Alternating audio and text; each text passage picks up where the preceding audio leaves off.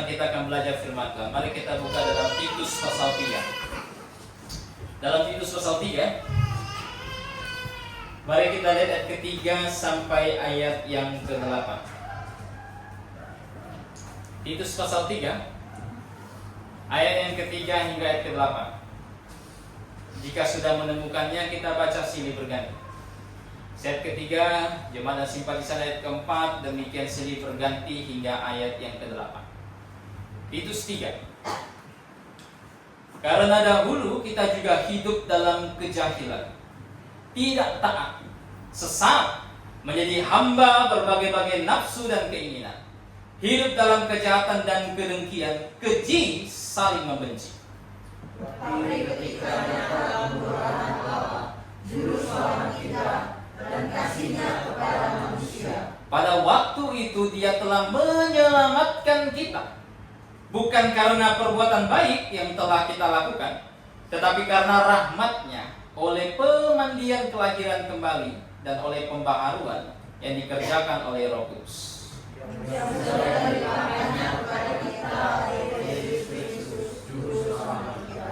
Supaya kita sebagai orang yang dibenarkan oleh kasih karunia-Nya berhak menerima hidup yang kekal sesuai dengan pengharapan kita.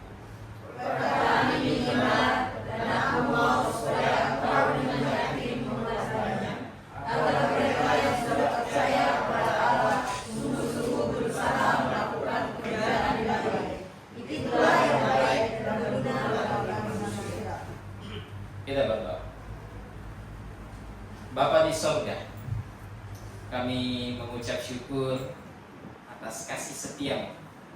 Engkau telah memelihara firman-Mu, sehingga itu masih tetap ada sampai ke tangan kami, sehingga kami mempunyai firman yang tidak mengandung kesalahan apapun. Maka oleh sebab itu kami membaca dan ingin mempelajarinya.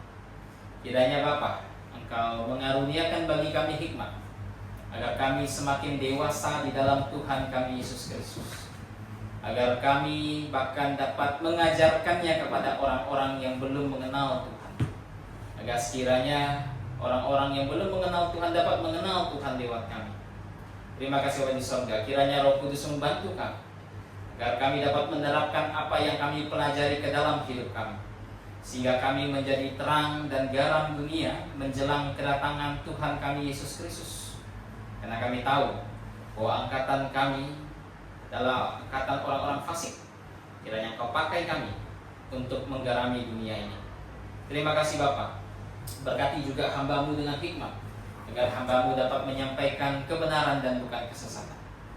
Terima kasih Bapa. Segala kemuliaan bagi nama-Mu. Hanya di dalam nama Tuhan kami Yesus Kristus kami sudah berdoa dan mengucap syukur. Amin. Hari ini tepat 17 Agustus, Hari Kemerdekaan Negara Republik Indonesia.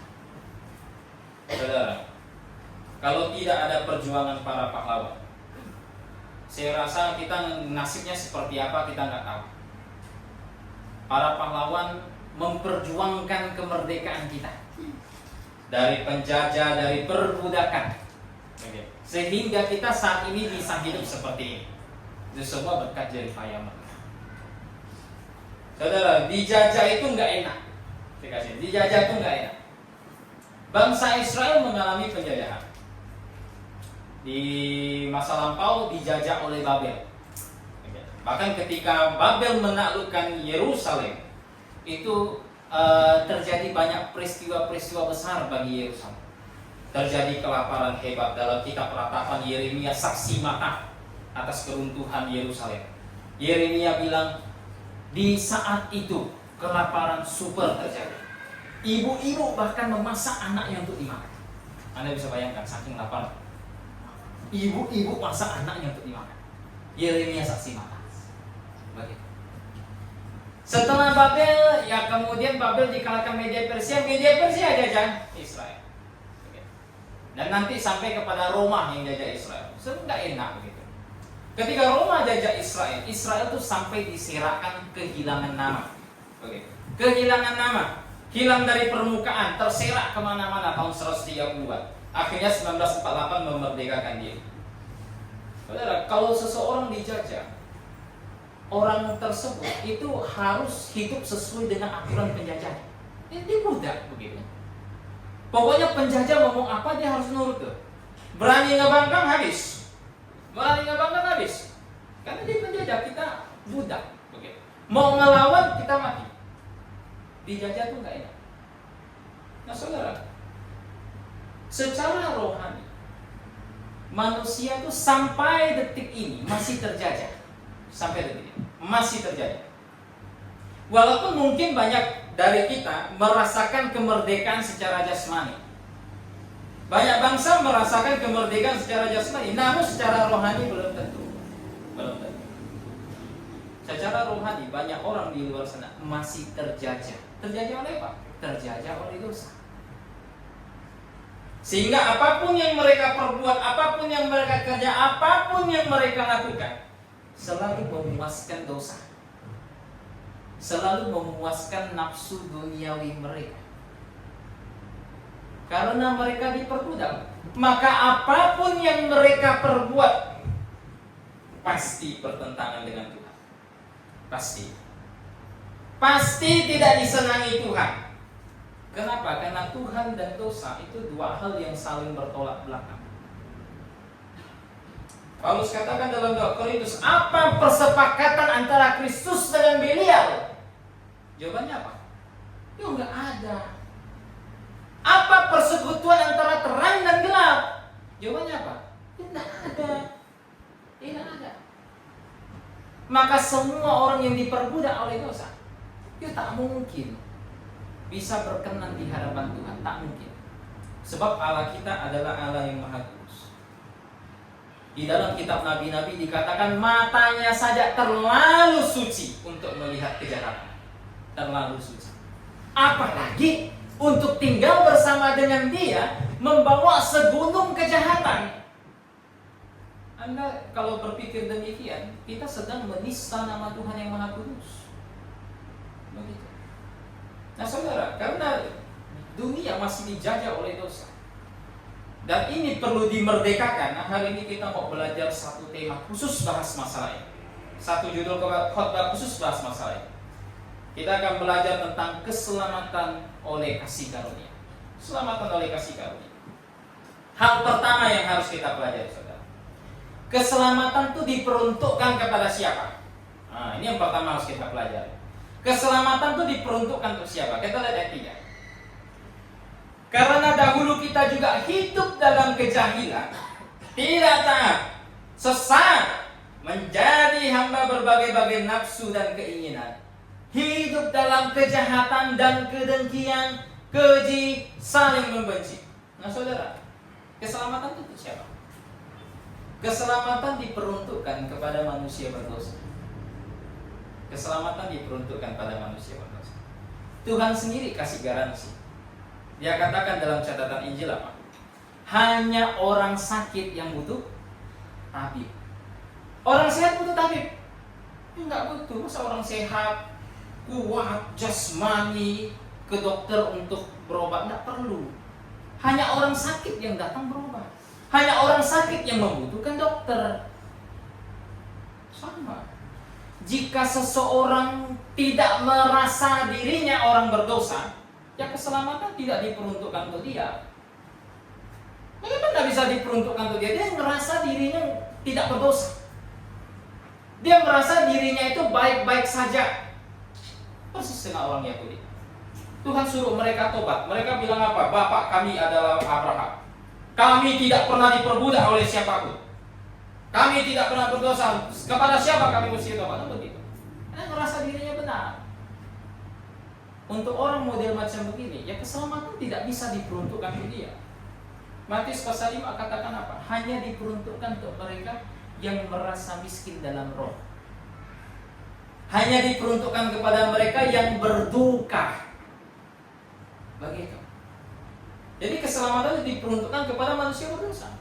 Dan Paulus ingatkan jemaat yang dipimpin di situ, dipimpin oleh Titus. Dia ingatkan mereka lagi bagaimana kondisi mereka sebelumnya. Bagaimana keadaan mereka sebelum mereka diselamatkan. Kenapa Paulus ingatkan mereka persoalan itu, saudara? Kenapa? supaya mereka tak pernah menyombongkan diri di hadapan Tuhan. Supaya mereka tidak pernah meninggikan diri mereka di hadapan Tuhan. Sehingga mereka tidak perlu berpikir bahwa diri mereka itu lebih baik dibandingkan orang di luar sana. Mereka tidak boleh berpikir demikian. Makanya Paulus ingatkan mereka, kalian dulu sama.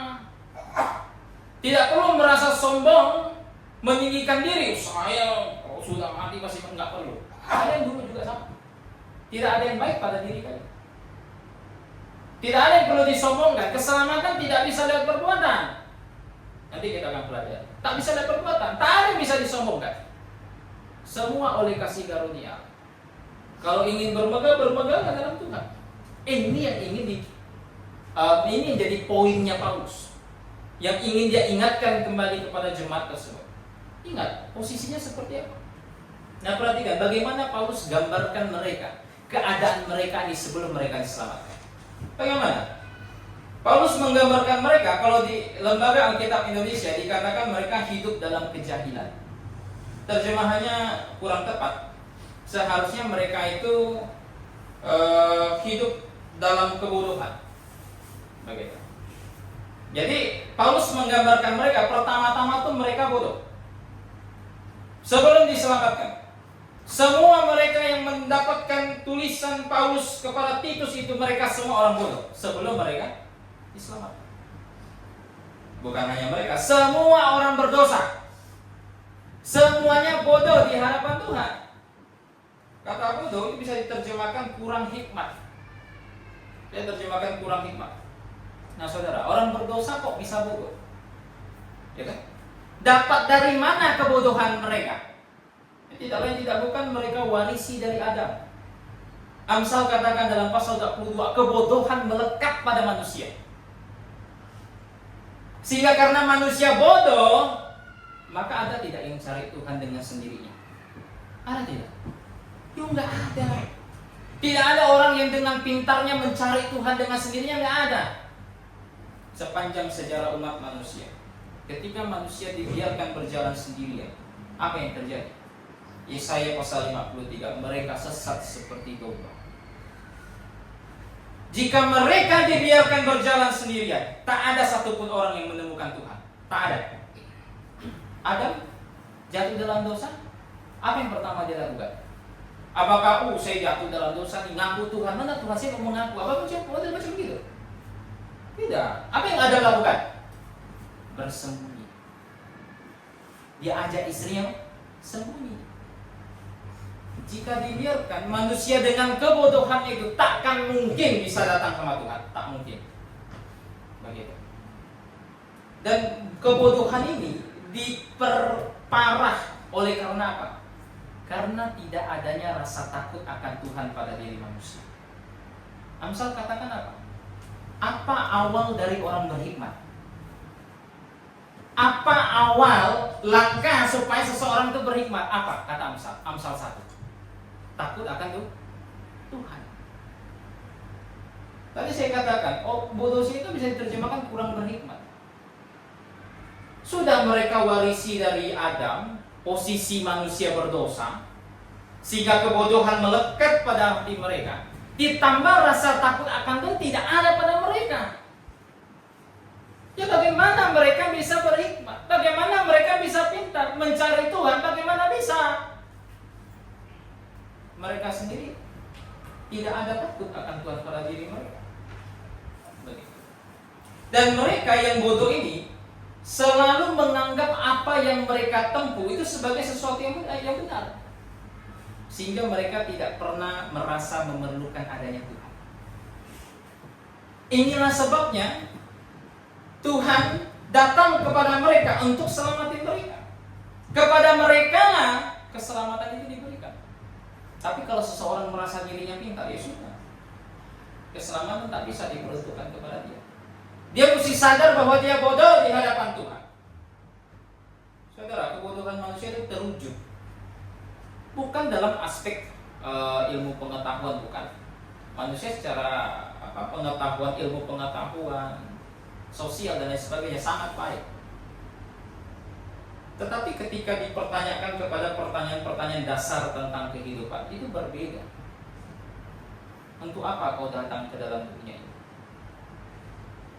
Dunia ini penuh dengan peperangan. Kau lahir di tengah-tengah peperangan. Ada yang maksa kau lahir di situ? Enggak ada kan? Begitu. Ada yang maksa kau tumbuh besar di situ? Enggak ada. Dan apa tujuan kamu di situ? Pertanyaan-pertanyaan serupa seperti ini tak bisa mereka jawab. Kenapa? Karena mereka butuh. Permasalahan di situ. Karena mereka butuh. Gitu. Karena mereka dibutakan oleh ilah zaman ini. Jadi Paulus menggambarkan semua orang berdosa itu sebagai orang buta. Kemudian tidak hanya sampai situ, Paulus gambarkan apa lagi? Mereka tidak taat. Mereka tidak taat. Bukan hanya bodoh, tapi mereka tidak taat.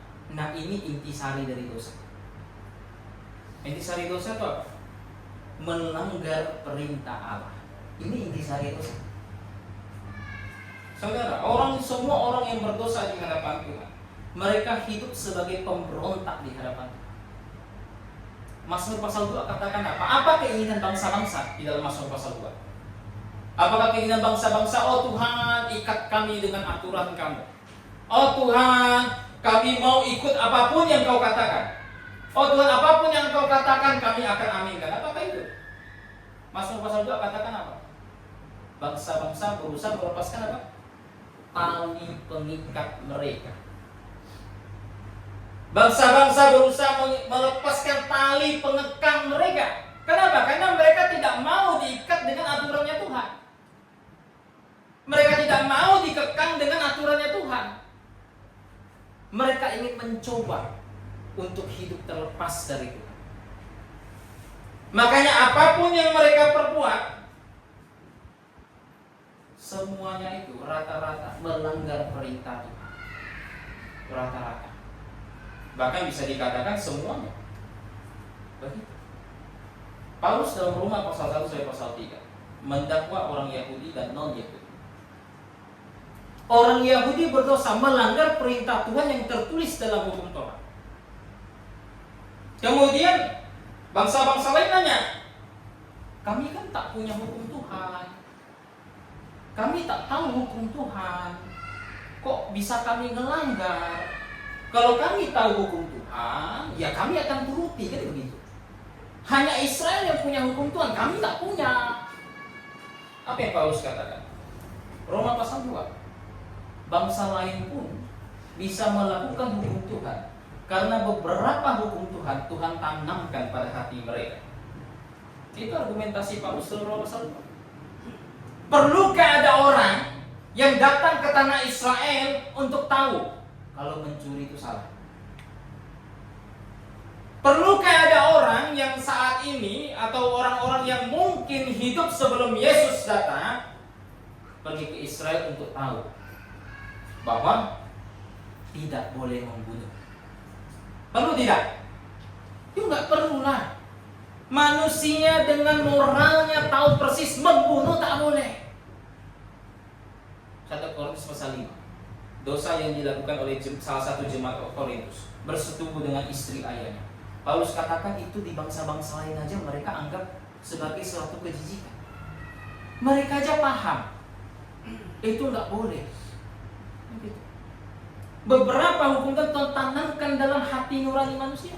Sehingga apa? Tidak ada satu ekor pun manusia yang bisa berkata di hadapan Tuhan, Tuhan, saya punya alasan untuk tidak kau hukum. Alasannya ini tidak bisa. Tidak ada. Semua manusia berada dalam dakwaan Tuhan bahwa mereka orang berdosa dan Tuhan satu-satunya ditemukan sebagai pribadi yang benar. Begitu. Bahwa mereka harus menderita hukuman karena mereka telah melanggar perintah-perintah. Tidak ada yang bisa beralasan di hadapan Tuhan. Oh Tuhan, kami nggak tahu Engkau yang benar itu yang mana begitu. Kami diajarkan nenek moyang kami bahwa batu ini yang benar, batu ini yang Tuhan. Oh, saudara, tak bisa alasan seperti itu kata Tuhan. Roma pasal 1 Tuhan katakan bahwa gemah mereka telah memancar sampai ke ujung bumi. Tak ada satupun orang di muka bumi ini yang tidak bisa, tidak menyadari bahwa ada entitas yang lebih tinggi dibandingkan mereka. Tidak ada. Tuhan katakan matahari bisa lihat, bintang bisa lihat, pohon bisa lihat. Semua itu tidak mungkin diciptakan oleh batu. Itu argumen Paulus dalam surat Roma. Tak ada satupun manusia yang bisa mengelak dari hadapan Tuhan. Semuanya didakwa berdosa. Kenapa? Tidak taat kepada perintah Tuhan. Ini persoalan utamanya. Terlebih untuk mereka bangsa Israel. Saudara, untuk Israel dakwaannya lebih berat. Kenapa? Jika bangsa-bangsa lain Paulus katakan bahwa mereka akan dihukum tanpa hukum, karena mereka tidak tahu hukum Taurat. Bangsa Israel dihukum di bawah hukum. Mereka sudah tahu hukum Tuhan, tapi mereka tak mau patuh hukum Tuhan. Hukumannya lebih berat. Tuhan katakan apa? Tuhan katakan kepada Korajim dan Betsaida, hukumanmu akan berat. Karena sekiranya kalau Sodom dan Gomora melihat apa yang terjadi seperti yang ada di tengah-tengah kamu, maka mereka sudah lama bertobat. Artinya apa? Tuhan tuntut Israel lebih, karena kepada mereka Tuhan memberikan sangat banyak. Memberikan apa? Hukum Tuhan. Bangsa lain tidak. Maka dalam proses penghukuman Tuhan nanti, tiap orang itu tidak dihukum dengan cara yang sama, dengan ukuran yang sama, Kalau tiap orang dihukum dengan ukuran yang sama, repot. Yang ngebunuh orang sampai jadi pembunuh perantai 100 korban dengan orang yang tak pernah ngebunuh orang dihukum dengan sama berat, matilah. Yang tak pernah bunuh orang bilang tahu gitu saya bunuh orang. Kan begitu. Tiap orang akan dihukum dengan ukuran yang berbeda.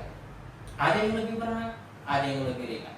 Bagi mereka yang telah mendengarkan hukum Tuhan, bagi mereka yang telah mendengarkan Injil Yesus Kristus, ketika mereka menolak itu, ketika mereka berkeras hati menentang itu semua, hukuman mereka lebih berat dibandingkan mereka yang tak pernah dengar.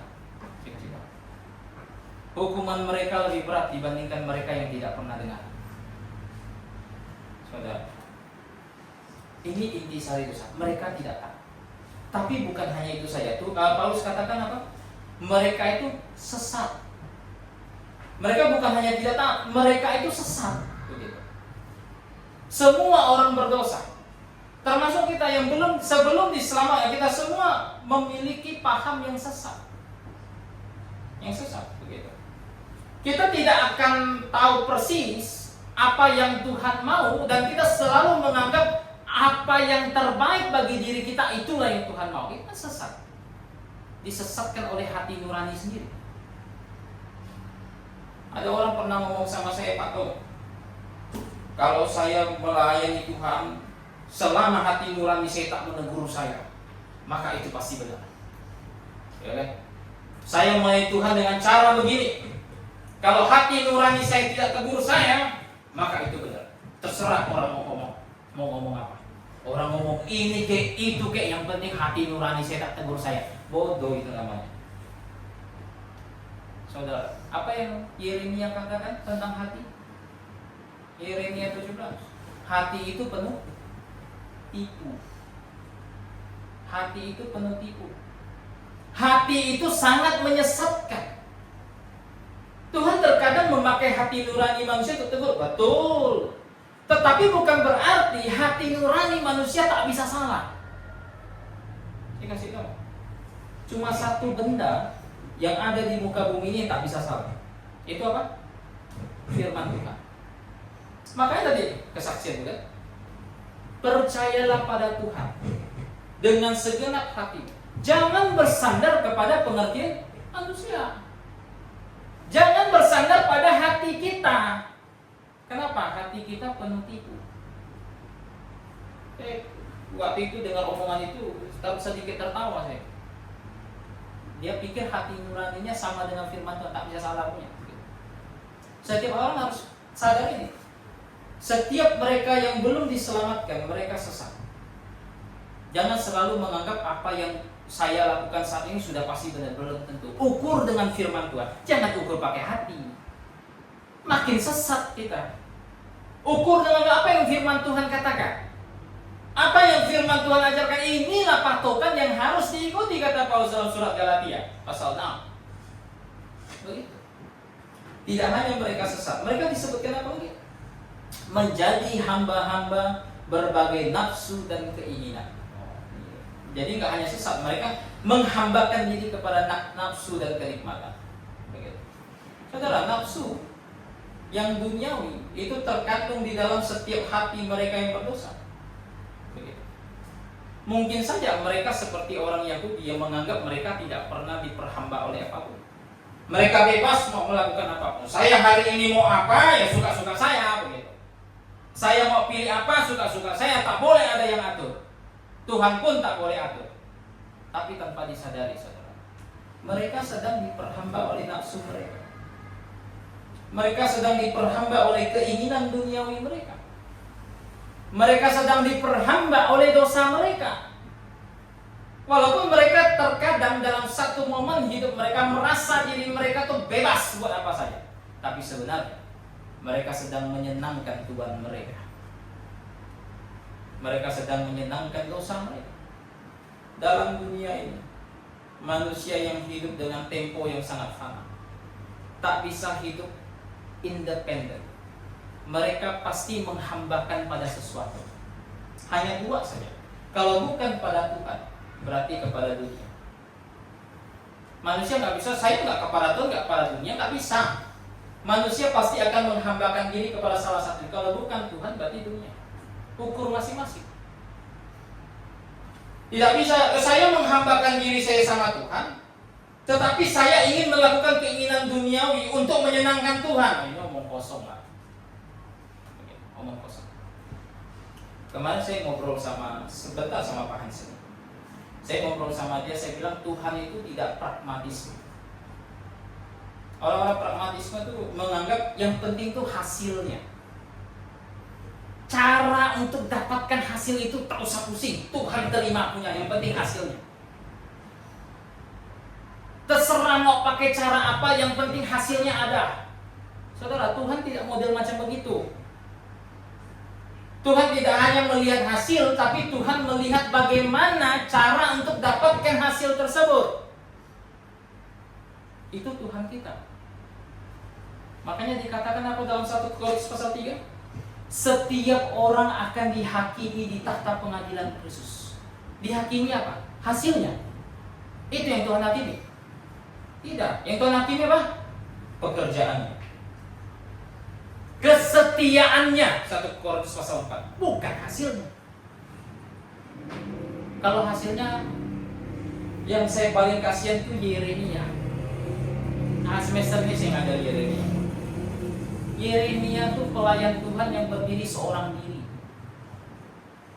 Beritakan hukum Tuhan, perintah Tuhan. Tak ada yang mau dengar dia. Semua bangsa Israel waktu itu yang tinggal di Yerusalem malah lebih dengar omongan nabi palsu. Dikatakan, jangan kalian tidak menundukkan diri kepada Babel. Kalian pasti akan dibuang, tundukkan diri kalian pada Babel. Datang satu nabi bilang, omong kosong. Tuhan mematahkan kuk Babel. Oh, diambil pokoknya. Patah. Seperti inilah Tuhan akan bebaskan Israel. Orang-orang Yerusalem senang, Pak. Ini yang pengen mereka dengar deh. Babel sudah nyerang banyak kota kita, tapi ada yang kasih tahu Tuhan akan bebaskan kita. Yeremia kasih tahu kita diperbudak. Masa Yeremia ini nabi dari Tuhan? Omong kosong lah kata mereka.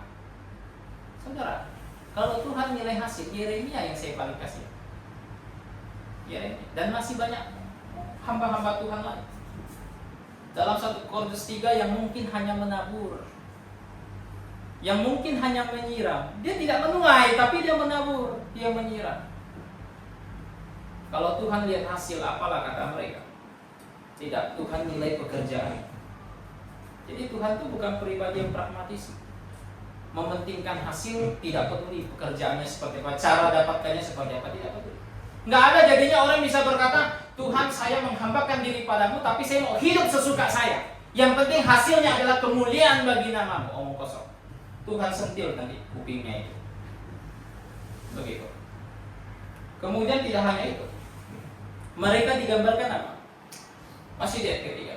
Hidup dalam kejahatan, kedengkian, keji, saling membenci. Saudara, ini semua gambaran yang utuh dari semua orang yang belum diselamatkan. Mereka hidup menentang Tuhan, mereka hidup mengikuti jalan yang mereka tempuh, mereka menebarkan kebencian, lebih menyenangi kebencian daripada damai sejahtera. Ini yang mereka lakukan. Nah saudara, itu semua gambaran yang Paulus berikan tentang manusia berdosa. Dan keselamatan Tuhan mau diberikan kepada mereka. Kepada mereka. Kalau kan kepada orang benar, karena kalau orang benar tak perlu keselamatan lagi, sudah benar dia. Apa yang Tuhan katakan mengenai domba yang hilang? Ada orang punya 100 ekor domba, satu domba hilang. Apa yang dia lakukan? Tinggalkan yang 99 itu.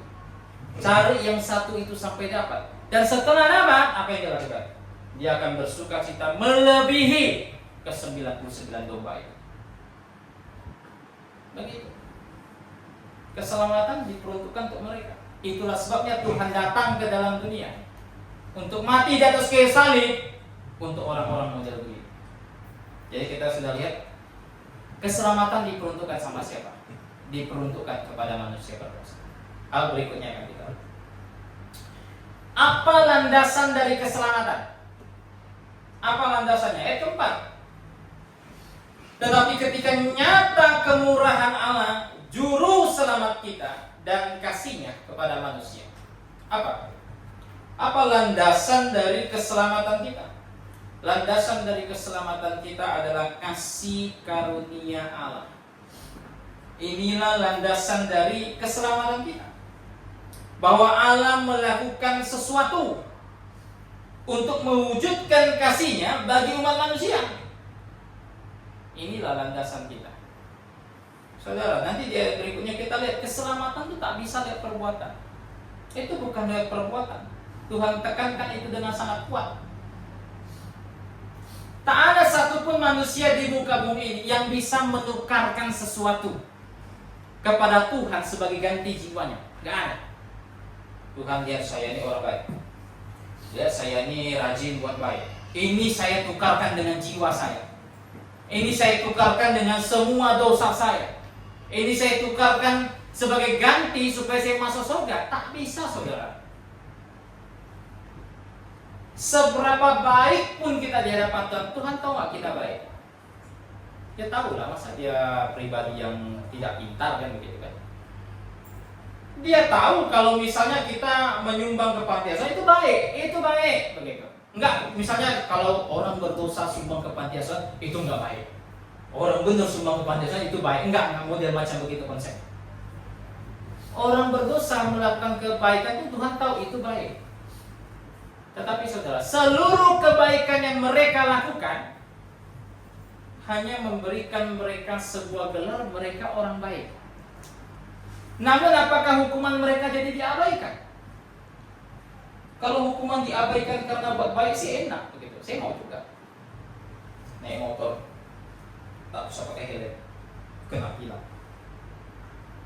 Kemudian disidang, urus sidang minggu depan, sampailah ke persidangan, ngomong sama hakim, jangan hukum saya sudah buat baik. Hari saya ditilang, hari itu saya beli makanan 1000 paket, bagikan ke semua orang miskin. Hakim senyum-senyum aja. Terserah kau mau baik sebaik apa. Bagus kau jadi orang baik, tetapi kau tak pakai helm kemarin, mesti dihukum. Itu salah, tetap harus dihukum. Mau buat baik sebagai apa ya? Hakimnya bilang bagus, kau baik, tapi kesalahanmu yang kemarin tetap harus dihukum. Itu kita di hadapan Tuhan. Mau sebaik apapun kita, dosa yang pernah kita lakukan itu harus dihukum. Hukumannya di mana? Dalam neraka. Makanya ada tidak yang bisa kita tukarkan bagi jiwa kita? Tidak ada, saudara. Tidak ada. Maka dari sebab itu kita hanya bersandar pada satu hal saja dari Tuhan, yaitu kasih karunia dari Tuhan. Tidak lebih.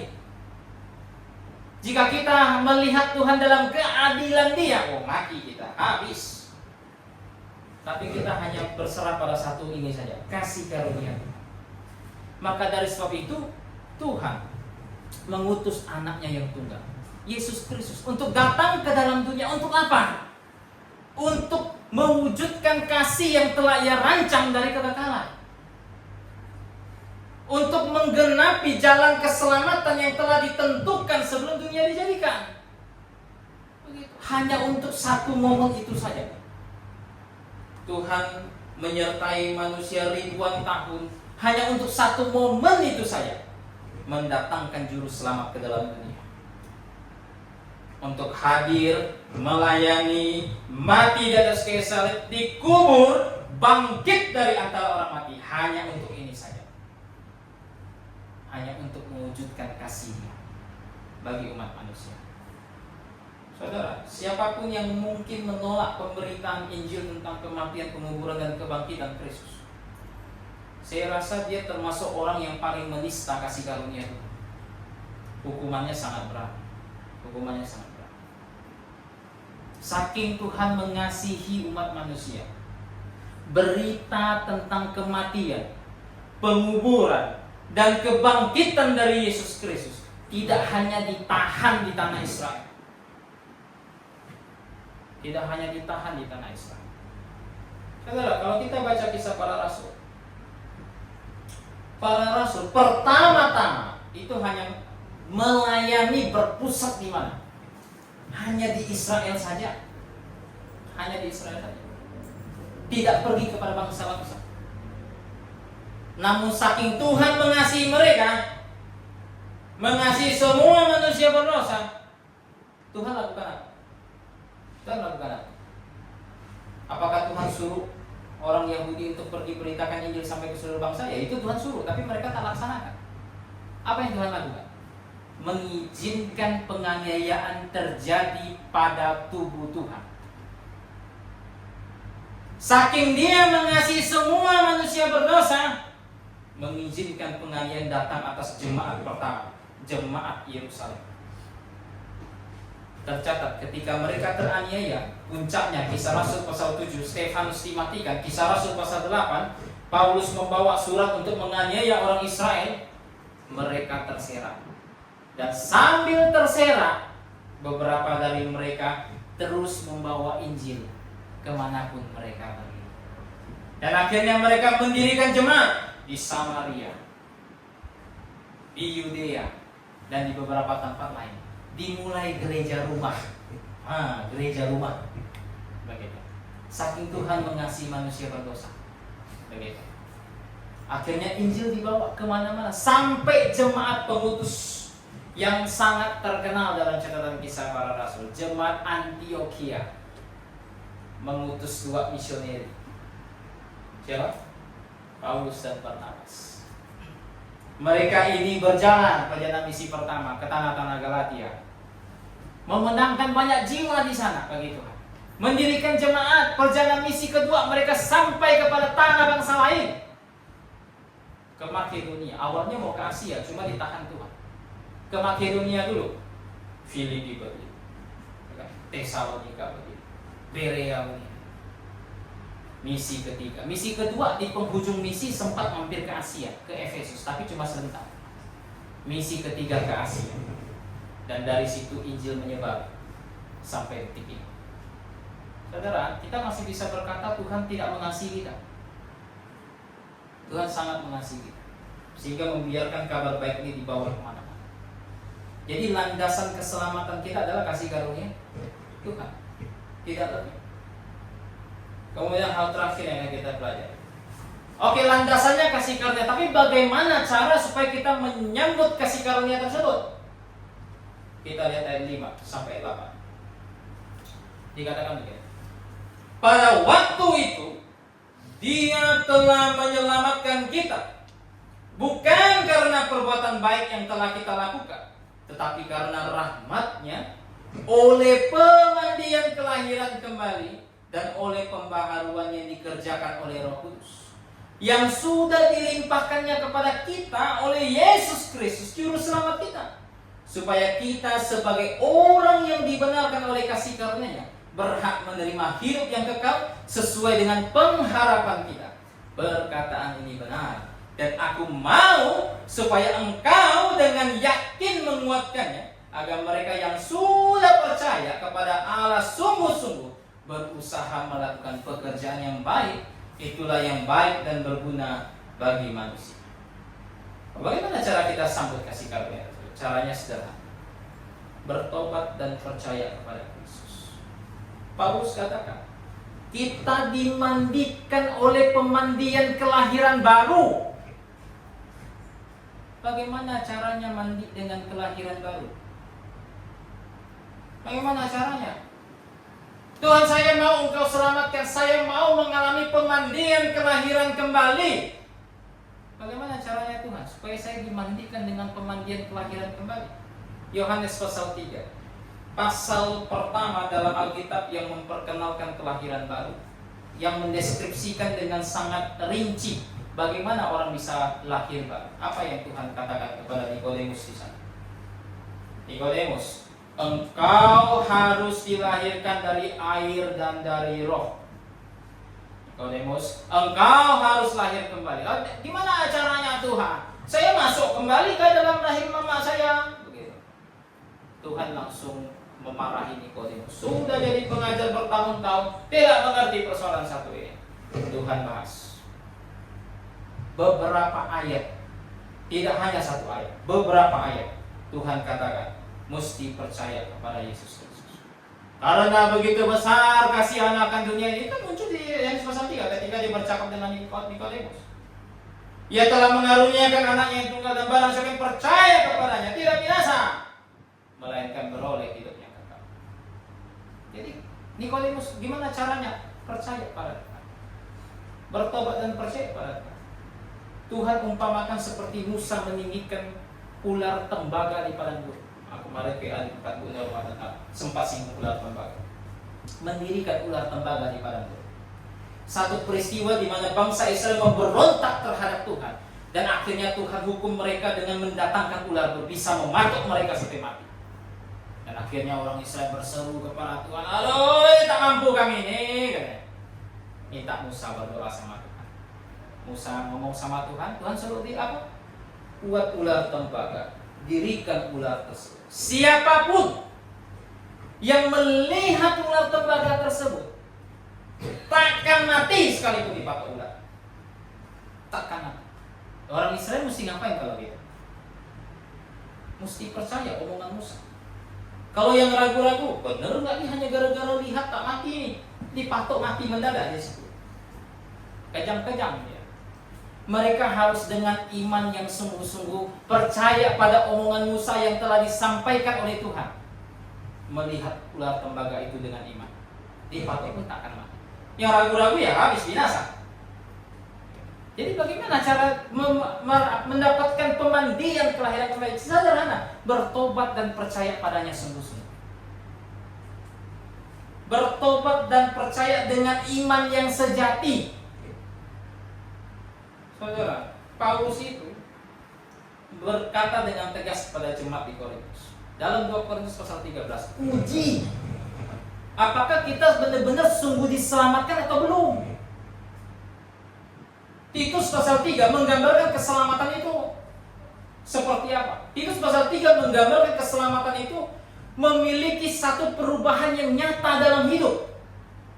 Maka Titus pasal 3 tadi kita baca, Paulus sempat tekankan orang yang sudah selamat melakukan kebaikan. Tuhan mau setiap orang yang berkata sudah selamat itu, sudah tobat dan percaya, sudah mendapatkan pemandian kelahiran kembali, uji apakah benar sudah selamat atau belum. Ada tidak orang yang sudah diselamatkan tapi hidupnya nggak berubah? Tunjukkan sama saya satu ayat saja. Nggak ada. Saya baca Alkitab berkali-kali, tak pernah saya temukan ada orang yang selamat tapi hidupnya tak berubah. Tak pernah. Paulus berubah. Mau sebut siapa lagi? Yakobus saudara Tuhan Yesus berubah. Petrus berubah. Tak ada satu orang pun yang saya lihat tidak berubah itu. Dan kemudian ada orang yang berkata di zaman sekarang, saya sudah selamat tapi hidupnya tidak berubah. Saya rasa orang ini orang yang paling tak pernah baca Alkitab. Paling tak pernah baca Alkitab. Buka Alkitab aja belum pernah.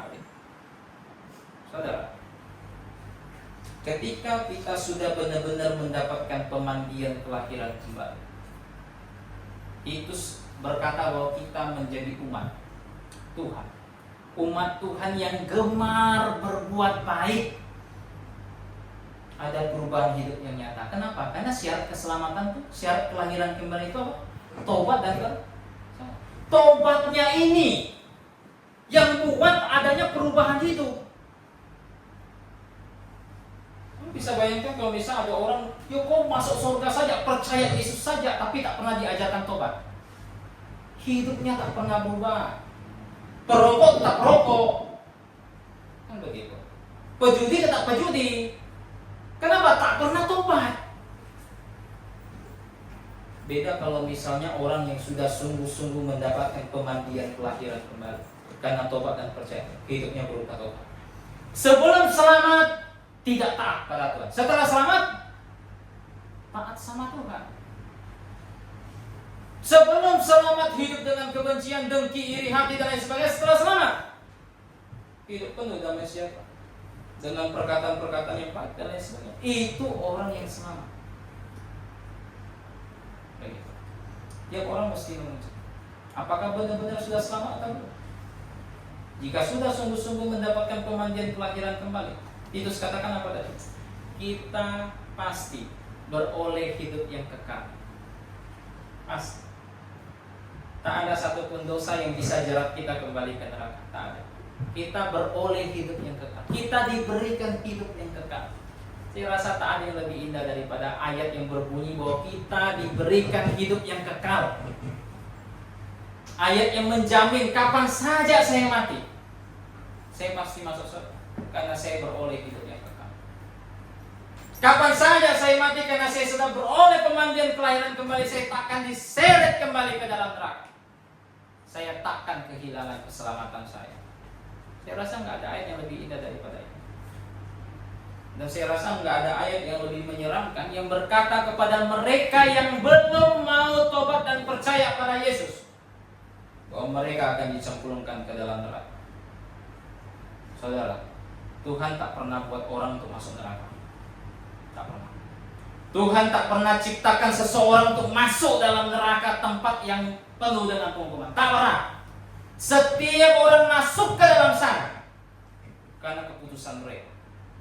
Mereka menolak Injil Kristus. Mereka menolak Allah. Mereka menolak kebenaran Allah. Yang hanya tertinggal bagi mereka cuma satu: penghukuman. Hanya ini saja, penghukuman. Saya rasa semua orang yang belum tobat dan percaya mesti mempertimbangkan ini baik-baik. Jangan sampai ini justru hari 17 Agustus, hari kemerdekaan, justru hari terakhir dia di muka bumi dan dia dicemplungkan dalam neraka. Jadi kita sudah lihat tentang keselamatan oleh kasih karunia. Kita sudah lihat kepada siapa keselamatan ditujukan, kepada orang berdosa. Kita sudah lihat dasarnya keselamatan itu apa? Dasar kasih karunia. Dan kita sudah lihat bagaimana cara kita nyambut kasih karunia tersebut, itu dengan bertobat dan percaya kepada Yesus. Sekiranya pembelajaran pada hari ini mendewasakan iman, membuat kita lebih mengasihi Tuhan karena sadar bahwa kita sudah diselamatkan dari api neraka yang kekal.